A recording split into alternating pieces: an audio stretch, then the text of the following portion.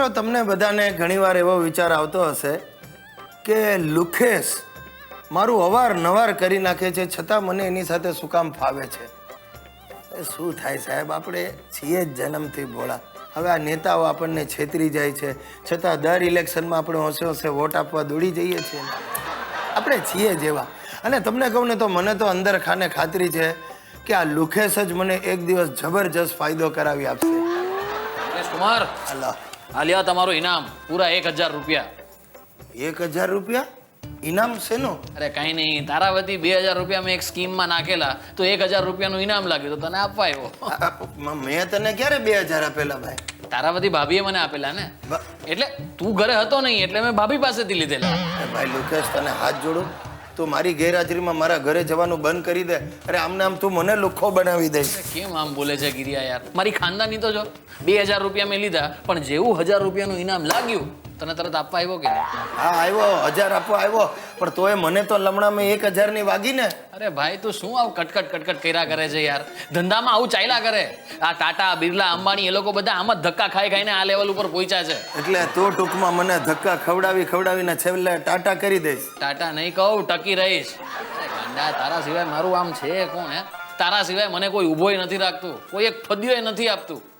અને તારા ભરોસે તો મેં ઇન્ડસ્ટ્રી શરૂ કરવાનું વિચાર્યું છે. મારા ભરોસે કઈ industry? No need toothpaste, toothbrush, export quality. No need toothpaste, toothbrush એ શું? બાવળના દાંતણ. ટૂથબ્રશ એવું કે જેમાં ટૂથપેસ્ટની જરૂરત જ નથી. યન્ન વદ્રયે યન્ન પલે ખલા. એટલે એમ કે ટૂથપેસ્ટની જરૂરત જ નથી. આખો ધંધો ખાલી જાહેરાત ઉપર ચાલશે. અરે લોકોના જમીન ઉપર બાવળના ઝાડ ઉગાડવાનું શરૂ કરી દીધું છે. વધુ વૃક્ષ વાવો, મબલક કમાઓ.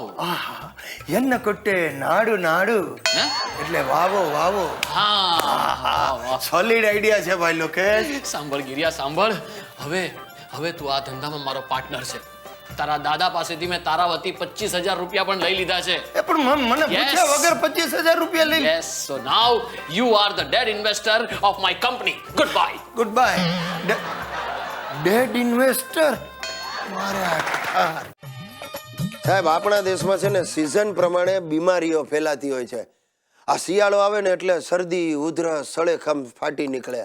આ ઉનાળો આવે ને ટેમ્પરેચર 45 ડિગ્રી વટાઈ જાય ને લોકોના મગજનો પારો એટલો જ વટાઈ જાય.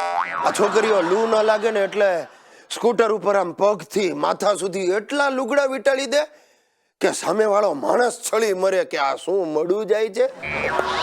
અને ચોમાસું આવ્યું એટલે દરેક ઘરમાં કોલેરા. એવી જ એક બીજી સિઝન છે ક્રિકેટની. ઓહો હો, આ IPL ને વર્લ્ડ કપ શરૂ થશે ને તમે જોજો, બધા ઘરમાં ક્રિકેટની બીમારી લાગુ પડી જશે. દેકારો બોલી જશે, ગુજ્જુ ભાઈઓ ભૂરાયા થઈ જશે. ચોરે ચૌટે, પાનના ગલ્લે, ઓફિસમાં, ઉઠમણામાં બસ ક્રિકેટની જ ચર્ચા. અરે ન્યા સુધી કે લોકોને તેંડુલકરનો સ્કોર યાદ હોય પણ પોતાનો સગો દીકરો કેટલા માર્ક્સ લઈ આવ્યો ને પરીક્ષામાં એ ન ખબર. ને એમાં ભૂલે ચૂકે જો કોઈક મારા જેવાને ક્રિકેટમાં ઓછી ગતાગમ હોય ને તો એને તો લોકો એવી રીતે જુએ જાણે મેન્યુફેક્ચરિંગ ડિફેક્ટ હોય એનામાં. અરે શું વાત કરું. આ IPLનું હમણાં ઓક્શન પત્યું ને એ દિવસે અમારી સોસાયટીમાં રાતોરાત અર્જન્ટ મીટિંગ ગોઠવાઈ. બધાએ પોતપોતાના અભિપ્રાય આપ્યા. ના મારો જયસુખ એના ગજવામાં 10 રૂપિયા ન નીકળ્યો. આમ વચ્ચે આવીને ઉભો ને કે લે ખોટું થયું, આ ગંભીરને આટલા ન હલાય. હું આવતો ગંભીરને આટલા ન હાલું. મેં કહ્યું ડફોળ, પણ તું કોણ કે તું ગંભીરને હાલે? બેસી જાને ચૂપચાપ. આ મારો હિતુ એટલે મારો હિતેશ, મારો દીકરો, એ ક્રિકેટનો ભારે શોખીન. અરે સવારથી ટીવીની સામે બેઠો હોય ને પાછી એક્સપર્ટ કમેન્ટ એવી રીતે આપે જાણે ગવાસ્કરને ક્રિકેટ એને શીખવાડી હોય, ગુરુ હોય એવી રીતે બોલે.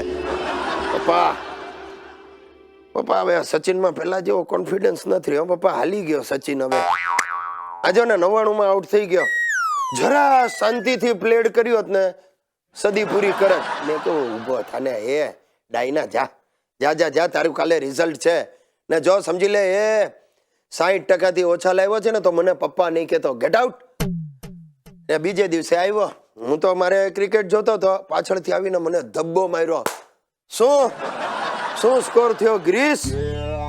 તું હરામખોર ઇતિયા, તું તારા બાપાને ગિરીશ કહીને બોલાવે નપાવટ?